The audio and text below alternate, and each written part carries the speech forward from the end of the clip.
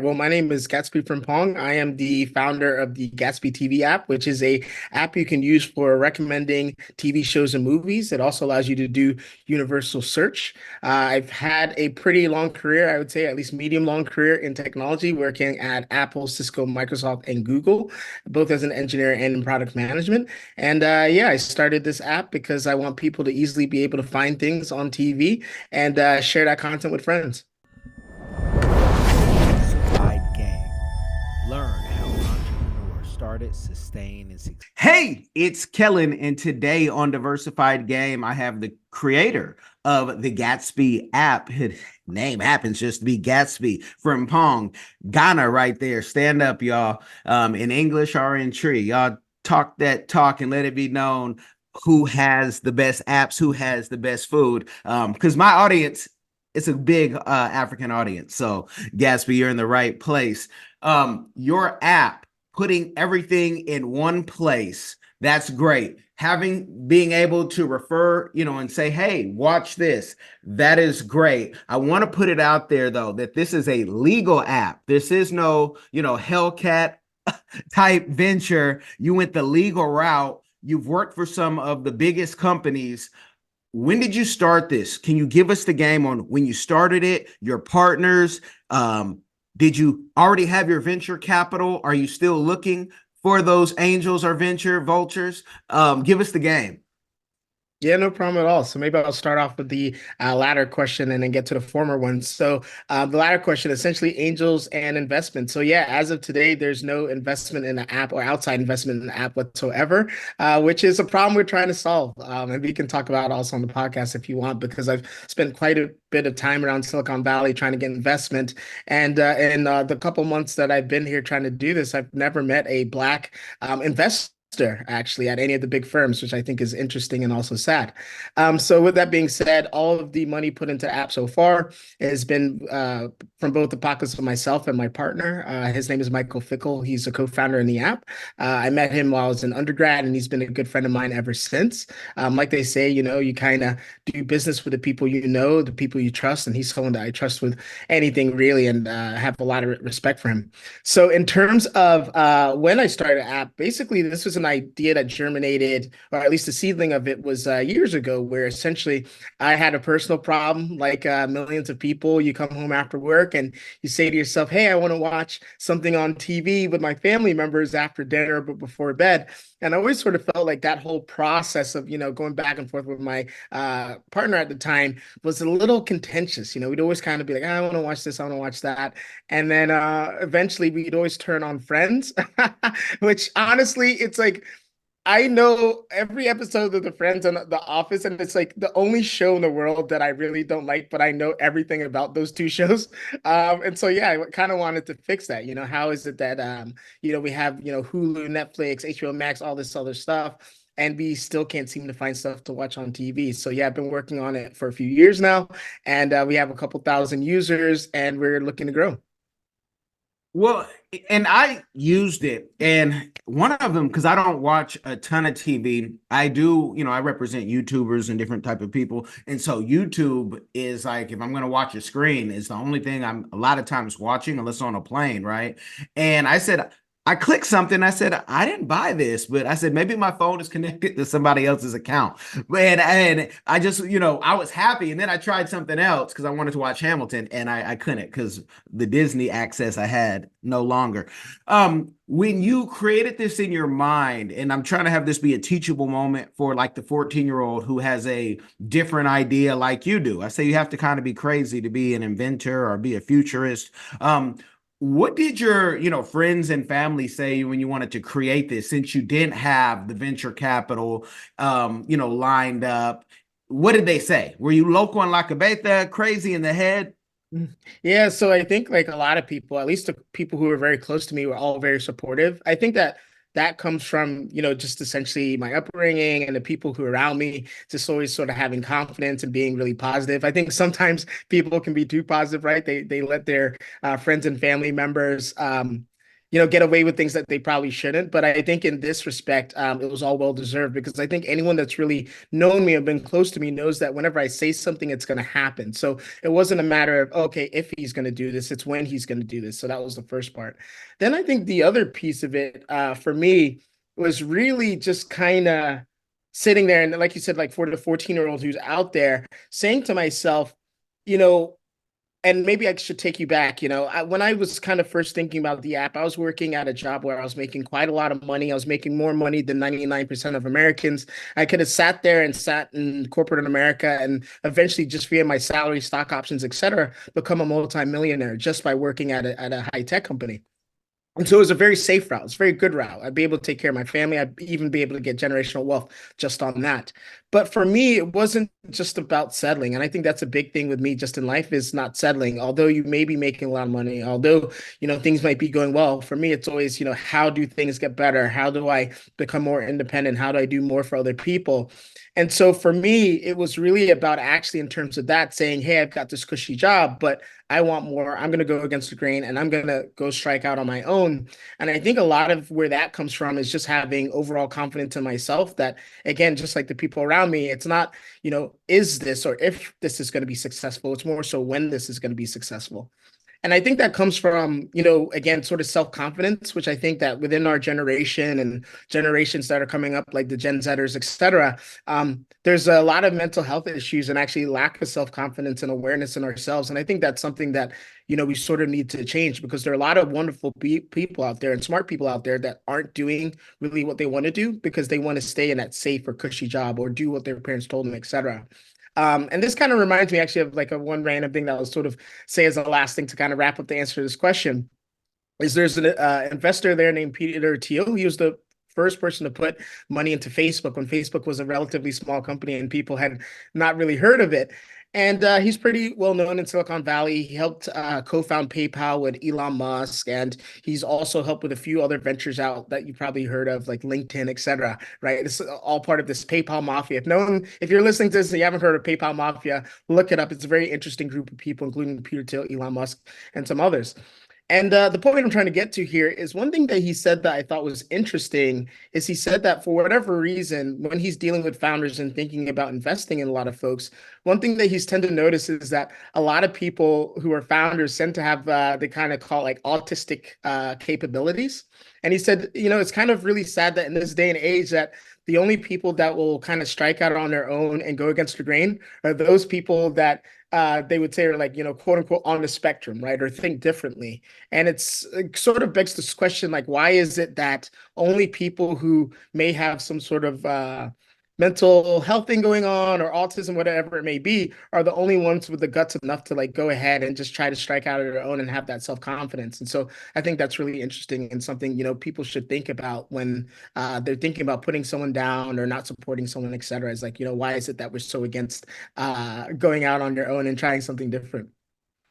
Well, you know what I like to say? Business is a lot like dating, could also be like making love and how you get to know someone, right? But if you weren't the 6'7" basketball player, 200 something pounds, and let's just say ugly guys rule the world, you got all the confidence in the world because it's just a numbers game and you just go. And just like when you're pitching out there now, it's like, okay, I might not be the biggest right now. I might not have everything that you guys want as far as the users, but we're going to keep pushing and we're going to knock this out because we keep getting a positive response and we know we're solving a problem. So I love it. Being part of a venture fund, very small member here in Florida funders here in South Florida, it's all about who you know and what problem you're solving. You're solving a problem that, I mean, today, a Facebook, a LinkedIn, anybody could pick up, and this would benefit their users. And then they can add their little twist. Let's for the venture capitalists out there. Are you looking to sell all out and say, hey, I'm done. This is my invention. Now I'm going to move on. Or is this something where it's going to be a lifelong project like a Facebook and Mark Zuckerberg, where I'm going to stay on and, ride this out for life?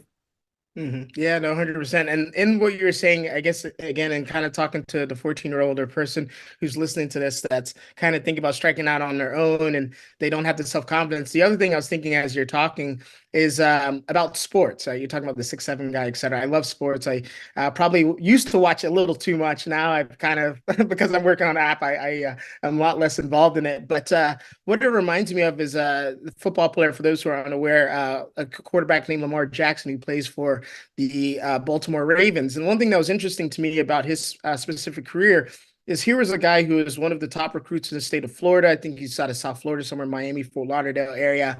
Really highly touted recruit at quarterback. Then he ended up going to Louisville. Even though it was highly recruited, which is interesting. I guess I'm pretty sure he could have gone to the U for all you South Florida fans, but he ended up at Louisville, which isn't known as a football school, it's known as a basketball school. And I think part of the reason why is because when you look at Lamar Jackson, he's not quite the right height at the time, not quite the right color, doesn't have quite the right skills, but it's pretty undeniable from his high school record that he was a great player. And then what ends up happening at Louisville is he goes to Louisville and he wins the Heisman as, I believe, a sophomore, which at the time he's one of the youngest people, I think, outside of, I can't remember who else, I think Baker Mayfield, one of those types of players. Or no, it was, what's his name at Texas A&M? His name is eluding me right now, but the quarterback went to the Cleveland Browns who got in all that trouble. But basically, these guys are sort of like the youngest to have won the Heisman. And so Lamar Jackson wins the Heisman, great player. Louisville is the best it's ever been at football. And for whatever reason, still scouts, the NFL, et cetera, they don't think he's, a number one pick in the NFL draft. And so he ends up getting picked late in the first round. And for those who are watching football nowadays, this guy is absolutely killing it, multiple MVPs. He's got passing records, he's got rushing records, et cetera. And so what I'm trying to say at the end of the day is, although there may be a bunch of experts, whether they be NFL scouts, investors, whatever it may be, watching, sometimes people are pretty undeniable. And for whatever reason, because they don't pattern match, he's not 6'7", he's not a pocket passer, he's not, to be quite honest, at least at the time, he's not a white guy. He didn't match these patterns, and so they overlooked him. And people in the NFL are paying the dear price when it comes to playing against him. So for those of y'all who aren't having success, think about these stories like the Lamar Jackson story or even the Michael Jordan story. Third pick, are you kidding me? And again, he didn't pattern match because Sam Bowie was this big center and all these things, so they picked Sam Bowie over him and whatnot. And then again, NFL or NBA teams paid the price for not drafting Michael Jordan 1 or 2. So yeah, it is what it is. And you had mentioned something, and you talk about the being on the spectrum and how genius comes in all forms. It's just amazing. We even look at like Stephen Hawkins. I found out right before I turned 40 years ago, oh, I'm dyslexic. It took a long time to get a doctor to actually test you, but I still got laughed at because people are like, how do you do a master's degree and all these things and you do it quick? And I said, well, it's my superpower. It allows me, dyslexic, ADHD, but it's probably in remission. Do you have any of that background? Because I think my mother would have never allowed me to get tested. This is the 80s. You're going to be in the special class with the kid with the helmet on, and you're not going to excel, right? To where she would want me to be. But did you have any of that background of, in school, you thought different, or they said, hey, this guy has ADHD or anything like that? Because I tell kids, they use that now, they get a check and they use it as a crutch. And I'm like, no, that's your cape. That's your mask. That's what's going to make you fly, baby. Yeah, no, you're exactly right. And I think in terms of neurodiversity, I think that's one of the problems that we have in the world overall. A lot of testing, a lot of education is based on rote memorization, which is a way of showing intelligence, yes. But there are multiple ways of showing intelligence. One of the things, again, I was very involved in sports when I was a youngster, like most kids in America. And one thing I've always sort of thought is that when you're playing any sport, football, basketball, soccer, whatever it may be, I think Messi is a great example of this. So Lionel Messi is not the fastest, strongest, tallest, biggest, etc., soccer player in the world by any means. But what's interesting to me, and Michael Jordan too, I mean, they're bigger players, they're faster players, etc., from a physical standpoint. One thing that's interesting to me about these players, though, is that they always seem to make the right decisions at the right time and ultimately get the goal or get the basket, whatever it may be, pick your sport. And so for me, one thing that's been interesting to me about sports is actually me personally, I'm actually physically a lot. I don't know. I am kind of like the fast, strong person, to be quite honest. And what surprises me sometimes is that you could be the fastest, you could be the strongest, but that doesn't mean you're the best. It's because in sports, there's like a different type of intelligence, right? Like making the right pass, knowing when to take the shot, this type of thing, which can't be measured by an SAT or something like that. And so for me, I always sort of think to myself is like, when it comes to standardized testing, how can we measure different types of intelligence that people might have? The kid who can get a 1600 on the SAT or 2400, I think is a perfect score now, isn't necessarily the kid that can, throw the game-winning touchdown pass in crunch time, whatever it may be. And they may know everything about how the play is going to develop, whatever. You can even give them the physical tools. And again, there's a different type of intelligence that comes there. So yeah, I think that's one thing, figuring out how do we test for different types of intelligence. For me specifically, I actually have dyslexia too.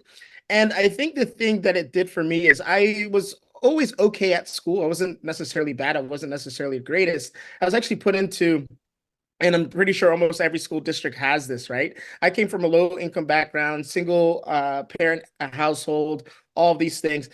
Basically, as bad it gets, lived in the projects, public housing, all like literally like the story. Like if anyone wants to talk about the story, I have the story. And so one thing that's interesting to me about that is that basically, even though I had all that going for me, I had a few teachers that were like, hey, like, even though this kid is kind of having trouble, I used to get in trouble all the time too. That's another thing, acting out in class, always making jokes, always talking. I wouldn't say I was ADHD, but definitely had a lot of those qualities. And I even say to this day, I still have issues in conversations with people, knowing when to butt in and start talking, because if someone says something that's really exciting to me, I'll just start talking. I just like kind of interrupt, and I don't know what it is about my brain, whatever, but I just can't stop myself. I know this is a problem. But where I'm going with this is one thing that I had, which I think was great for me, is that there was a teacher or two that said, hey, we think this person is gifted. I don't know. And as an adult now, I actually try to think to myself, and I have no children, at least I'm aware of right now. I try to think to myself, like, what is it that like an 8-year-old or 10-year-old, whatever, at this young age, what can I show an adult that lets this adult know, like, okay, this person is someone who's gifted or interesting, whatever it may be. I still haven't figured that out. But, and again, I'm kind of going off on a tangent here, but I remember I was texting one of my friends' dads, and this was a person who knew me when I was about 8, 10 years old. And he texted me, we're just talking about random things. And he said to me, I always knew you would do well. And that was really striking to me because, again, I'm like, how would you know that an 8 or 10-year-old has these attributes to do well? But yeah, with that being said, I think the thing that really kind of sticks out to me about that is having teachers that really believed in me, although at times my grades didn't necessarily show that I should be believed in. And then secondly, going back to the dyslexia part of it, I think the thing that neurological differences do for people is because I knew reading at times could be very difficult. I knew rote memorization could be very difficult.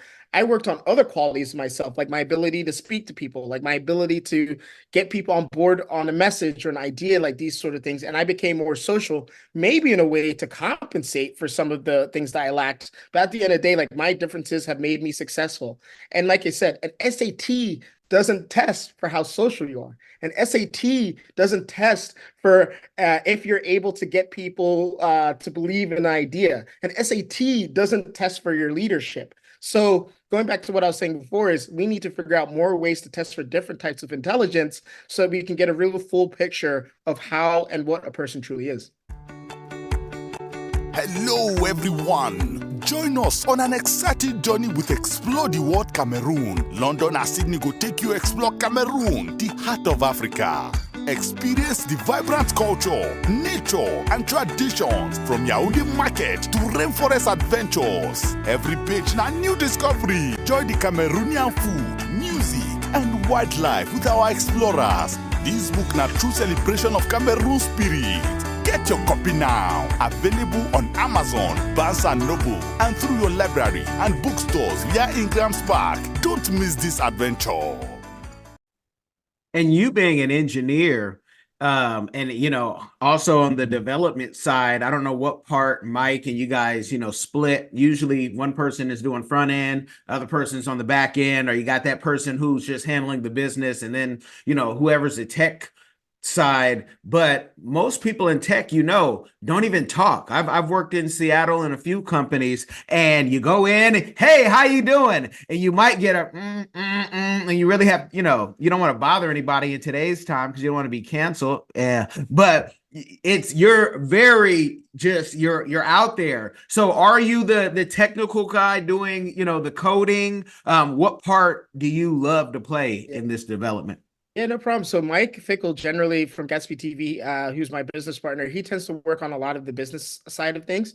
Me, myself, it's not that I'm not business-minded. My undergraduate degree was in economics. I'm working on 2 master's degrees, one at Stanford University, an engineering degree, and then my second one is also a engineering degree, which is in data science. And so for me, I feel like I've got a perfect pitch. I've got an arsenal of various different things, whether it be like design, whether it be engineering, whether it be business. But I think when you look at people on a team, you say, what can I do to augment my strengths and weaknesses? And I sort of felt like, honestly, the business side doesn't really get me excited. And so I said, okay, let me find someone who can work on that. I'm really excited about solving user problems, UI, UXs, creating solutions, the technical side. And then we have a few engineers that help with sort of the back end and front end work. And so overall, within our small team, we've got a lot of different people working on things. But one of the things I actually want to, I guess, shed a light on, one thing that you said is one thing, and one reason why I started Gatsby TV app is because for me, I'm a millennial. I've kind of grown up in this generation where, iPad was introduced, iPhone was introduced, Facebook was introduced. I'm sort of in this like time where like I just barely remember the world without the internet, but not really. And then obviously I know the world with the internet. And for me, it's very interesting because right now I'm at Stanford. And I tried to think about like how people are developing. And I think a lot of people are actually trying to blame COVID for far too much, because I think COVID didn't necessarily create trends, in my opinion. It just accelerated certain trends. That's what it did, where I always feel, and specific to our conversation right now, there was sort of this trend for young people to stop being social. This was kind of what was going on, right? And I think it comes a lot from, and this is again me who's not a parent, but someone who goes to restaurants. One thing I would see all the time, and you see all the time, you usually see all the time, is you go to a restaurant, there's a whole family eating, and then the youngest person in the family, and some of the younger ones are just sitting on their iPad with their headphones in watching the iPad at dinner. And the crazy thing to me is that in any culture, you go to Haiti, you go to India, you go to China, United States, Brazil, you name it, if you're at home in your house and one person is sitting on an iPad with the headphones in at dinner, like that would be blasphemous. That's like so unbelievably rude that like someone would be like, look, like this is ridiculous, right? So why is it okay to do that in a restaurant but not at home?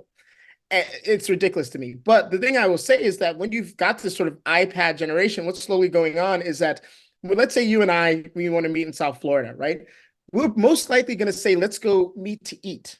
And the thing that I think people forget is that eating isn't necessarily about sustenance. It's also about the social aspect of it. That's why, hey, let's get lunch, let's get coffee, let's get dinner, this type of thing.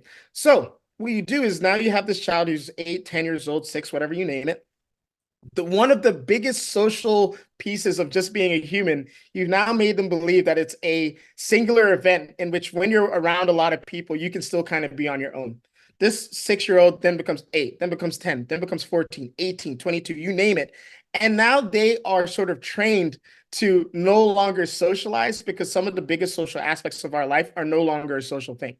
So one thing I've sort of noticed that really bothers me when I go around campus here is that generally when you pass someone, no one says hi to you. It's almost like everyone wants to avoid you. And I swear to you, someone do some sort of research on this. Go anywhere in the world, blah, blah, and like, or at least in the United States, I should say, because this is partially a cultural thing.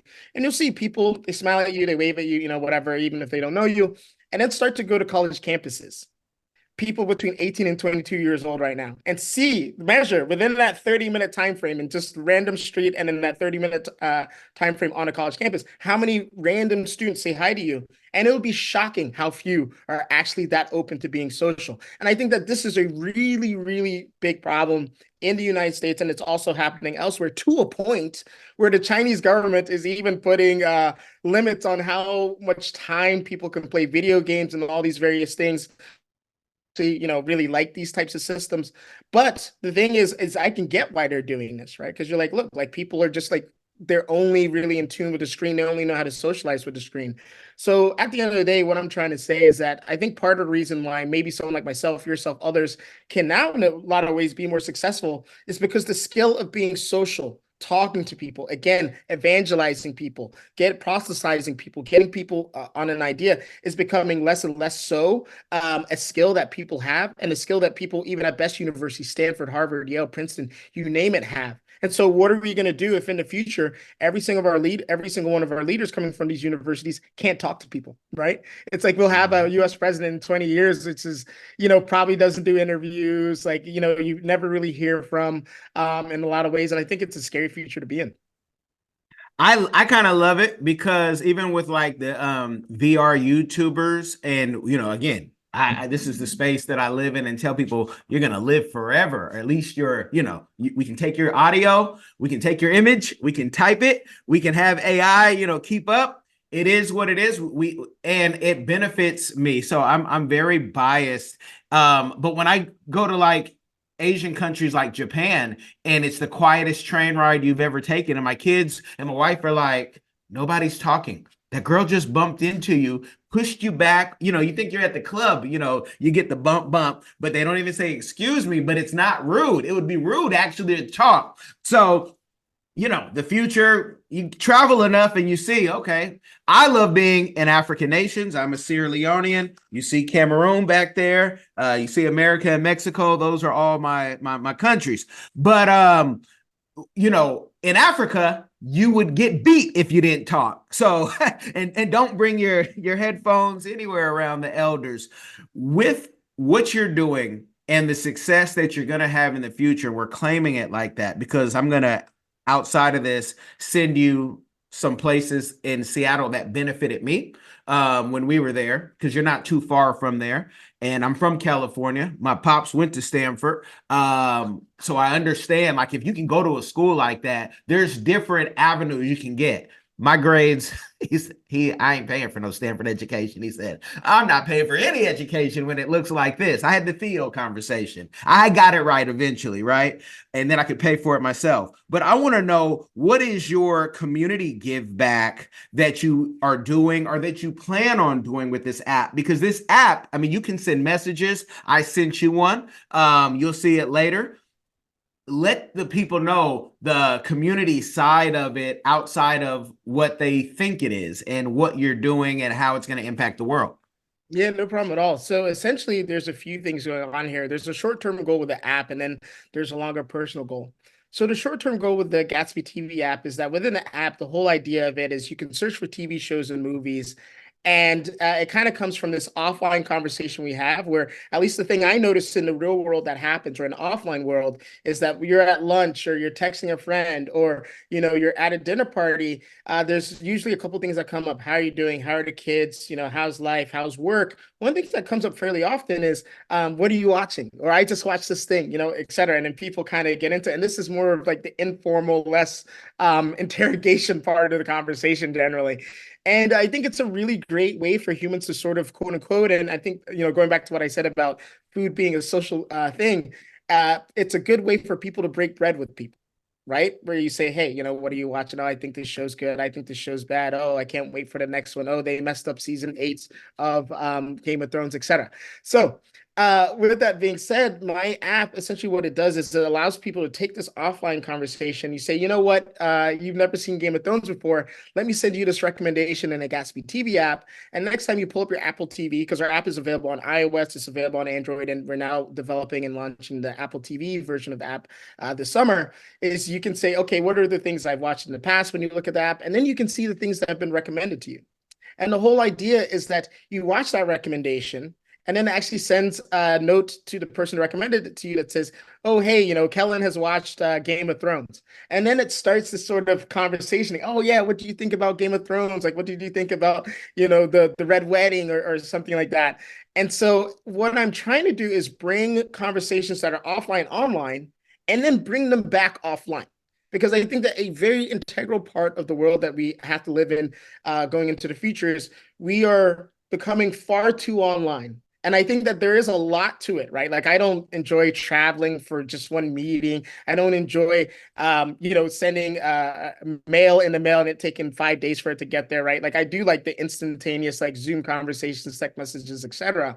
But we're losing a piece of us is if everything, absolutely everything is online. Before, you want to eat, you had to go to a restaurant. Now you have a DoorDash. Before, you wanted to meet a partner, you had to go to the bar, you had to go to church. Now you just get on Tinder, etc. Before, if you wanted to grab something shopping wise, a pair of pants, whatever, you go to the mall. Now you go on Amazon. So again, kind of going back to what I said before in your example of Japan, is now we live in a world where if you really don't want to socialize, you can be an active, contributive member of society and not have to talk to a single person ever, which I think is it's very interesting. And so for me, part of the app, the community give back, is allowing people to say, like, I had an offline conversation, I've now put it online, but now I'm now prepared to have offline conversations again because I have something I can at least break bread with and talk about, and it's relaxing to me, which is talking about these apps or talking about these TV shows and movies.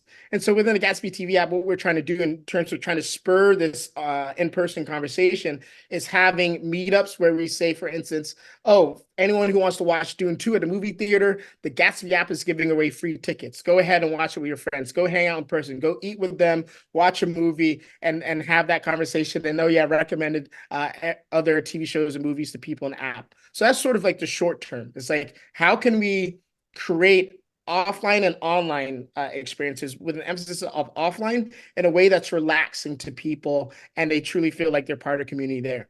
The long-term goal I have with this is one thing that is really interesting to me is the United States, we have millions of Black and Latino people. And I think that most people would have a very hard time to say, okay, here's a Black billionaire in America. Let's say you have a group of 100 people. You name a Black billionaire in America who hasn't made their money from sports or music. I would say most people wouldn't know who that person is. They wouldn't even be able to give you a name. Some Black people would be able to give you a few names, but I think a lot of other people in the audience wouldn't know who those people are. And for me, that's really enlightening, but also shameful, because we say we've come so far in society when it comes to Black excellence, Latino excellence, excellence of minorities. But it's very, at least apparent to me, that we have so much further to go. There are far too many Black people in the United States for us to barely be able to name a Black billionaire who hasn't dribbled the ball or sung a song. I think that's crazy to me, especially in a country that's 250 years old and who has tens of millions of Black and Latino people for sure. And so for me, one of the things I've always wanted to build is a school that actually helps sort of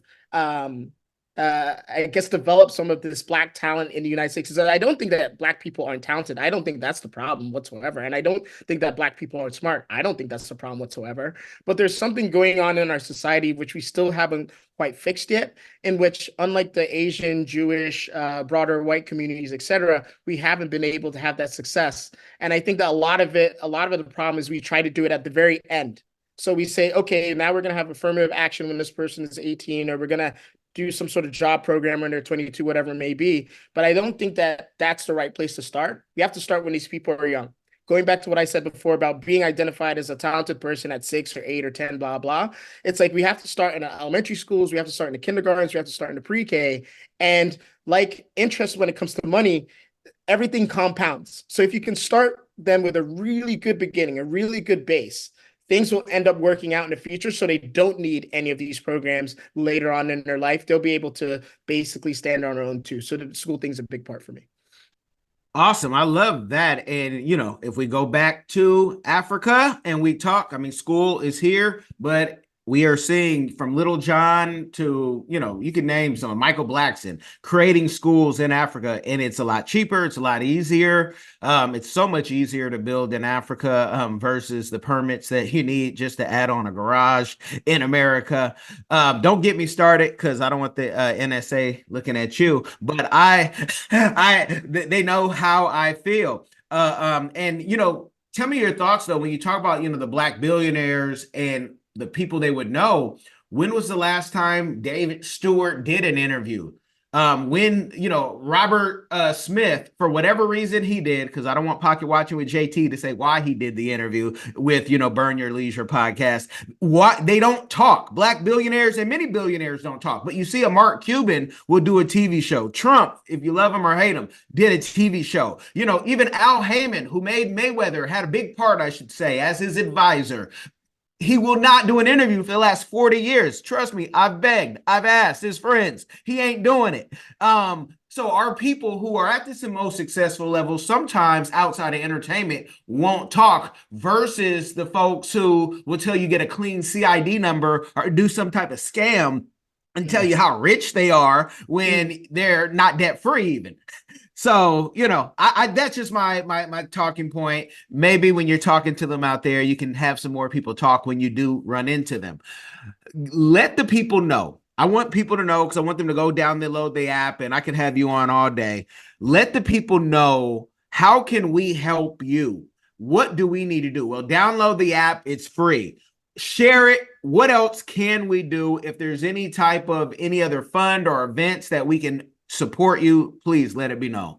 Yeah, so I would say, I was sort of thinking before we got on the line here about something that struck me as very interesting. It was a conversation through a conversation. So I was working somewhere. I was involved. I don't know P. Diddy personally, but I was in a situation where someone I know was interviewing him about basically investing in a company. And this person was a white person.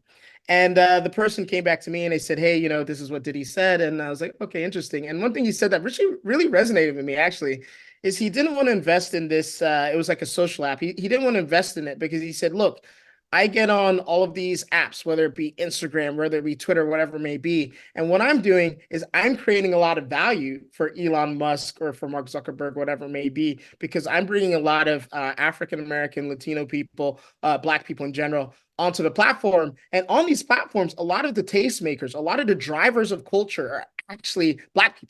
And I don't know if a lot of your viewers or you remember this, but there was this whole controversy last year or 2 years ago with TikTok, because all of the TikTok dances were being done with like Black kids. And then they were never the ones who were accruing all the value and money. Basically, it was the white kids who were like redoing the same dance, and then they were the ones getting famous. And so I think at the end of the day, one of the things that really strikes me as odd, and this kind of goes back to our Black billionaire thing, is that, in terms of tastemaking, in terms of driving culture, not only in the United States, but elsewhere, African Americans are at the vanguard and the precipice of this. And so what I would say, and Black people in general, Latino people, excuse me. So what I would say is that other than downloading the app, sharing it with people, et cetera, is start being tastemakers on it. The culture, like bring your culture, go ahead, upload videos within the app. There's sort of like this TikTok like feed in which you as an influencer can create your own channel, put stuff on the feed, et cetera. And I think at the end of the day, that's really all the billions that Mark Zuckerberg, Cuban, Elon, you name it, all this money that they're making is off the backs of Black people, like it's always sort of been in the United States, where it's like Black people do a lot of work, but people who are non-Black seem to make all the money. And so this is an opportunity here where you have a Black person, which is an owner of the platform. And now I'm just looking, maybe it's weird to say this, but I'm looking to work off the backs of millions of Black people, say like, hey, like, if you're going to accrue money to someone, please do it to me. Because going back to what I said about the overall mission, I talked about the short-term mission, which is this offline, online conversations. But I also talked about building these Black schools and schools for Black children specifically in order to help them at a very young age. And so even if you think like, hey, I'm giving my talent, I'm giving my money to this person, please also remember that this money will be given back to the community. And so it'll end up in your pockets in an indirect way in some sort of ways. And that's my only ask. Well, no, that's beautiful. And, you talk about the TikTokers and the influencers. Like I said, I'm going to be sharing this with some, but some of them don't get what they need because they do not have management just like your doctor, the stats show if your doctor looks like you're going to have better treatment.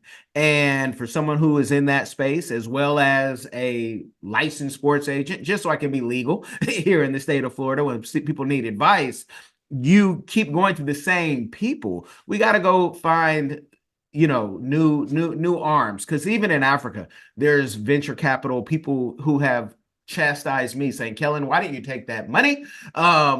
You get owned so you can own somebody else, my friend one time told me. And he has, taken the money and very, very successful. But I run my business kind of where I want to be free, and I want to do what I want to do, like having conversations like this so others can get the game. That's the whole point of this show. So you guys can hear someone go down a journey that you want to go down, and maybe you reach out, but you got them on the Gatsby app, because Gatsby is not on any other social media. I haven't found him on LinkedIn. I haven't found him on, anything else. So let the people know where they can find you, how they can find you if they do have a question, or maybe they even have a tip and say, my uncle, he wants to invest in this, or he wants to know more. Where can they get that game from you?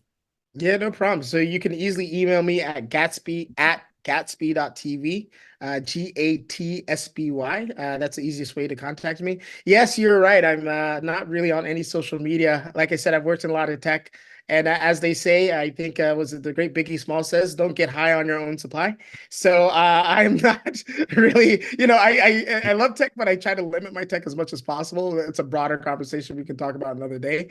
And then, yeah, we are also available. There is actually a TV_Gatsby, Gatsby, Instagram page. It's not too active, but we're going to activate it a little more this summer. And so these are ways that you can reach us. And then lastly, on the app, obviously, if you go into the app and you message me, you'll get a message from me, because that is the real me in there. So Gatsby TV, download on iOS or the Google Play Store. You guys have gotten the game, and when he started quoting Biggie, this is the difference between the first batch of millennials, because my wife, she's like, young, a little younger, 3 years younger. She's like, you're not a millennial. I said, yeah, I'm the first batch. But the first time I heard what Biggie Small said, it was Scarface. Such a romantic movie, I know. But that's what Frank told Tony, before he told him, don't be a hassa. But you guys have gotten the game. Make sure, since you've gone through this far, that you like the game, that you subscribe to the game. I know more of you are listeners, but go over to the YouTube and give it some love. And most importantly, no matter how you're experiencing this, share the game with somebody. It will change their life. Y'all be blessed. Are you tired of the violence, tired of the injustice, police brutality, rampant discrimination, lack of gun control in this failed biased socioeconomic experiment called America? Or maybe you need a break from the relentless grind and want to regain control of your destiny, your wealth, your health, and your purpose. DiversifiedGame.com has the right course for you. Prepare for my first trip to Africa. Looking to reconnect with your roots, start a new business, or just a fresh start. Africa, aka the motherland, is waiting. Don't let the Chinese and the Mzungus have the fun and also take over the motherland. From Cairo to Mombasa, from Dakar to Cape Town, Africa has something for everyone, from business opportunities to the most amazing people, safety, leisure, and landscapes. The opportunities abound. It is time for the diaspora to reconnect with their roots. Time to reconnect with the birthplace of humanity. Africa is the last frontier. Get your head in the game and reclaim your legacy. The writing is on the wall. Babylon is falling. Give up the stress, grind, and violence inflicted on our people on this continent, and prepare for a journey of restoration enjoyed by connecting with the land of your ancestors. Check out our new course and kick off your adventure at diversifiedgame.com.